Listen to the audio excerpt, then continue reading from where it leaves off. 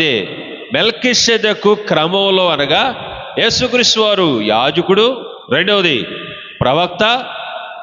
మొట్టమొదటిగా యేసు ప్రభువారు యాజకుడు, రెండవది ప్రవక్త, మూడవది రాజు ఆయన.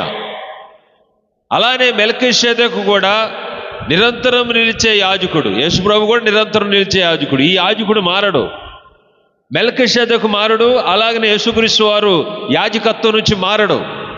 అందుకని ఆ క్రమంలో వచ్చినటువంటి రెండవదిగా మెల్కీషెదెకు రాజు. అలాగనే యేసు ప్రభు ఏమై ఉన్నాడు? రాజు అయి ఉన్నాడు. కనుక ఈ రాజులకు రాజు అయిన యేసు ప్రభు వారు మన కోసం చేసినటువంటి త్యాగంలో నుంచి మనం ఎప్పుడు గుర్తు చేసుకుంటూ ఈ క్రమంలో నడవలసిన వారమై ఉన్నాం. Praise the Lord. దీనికి ఉన్న నియమం ఏంటంటే ఆత్మ యొక్క నియమం. నియమ నిబంధనలు అంటారు కదా, ఆత్మ యొక్క నియమం ఎవడ కనబడదు.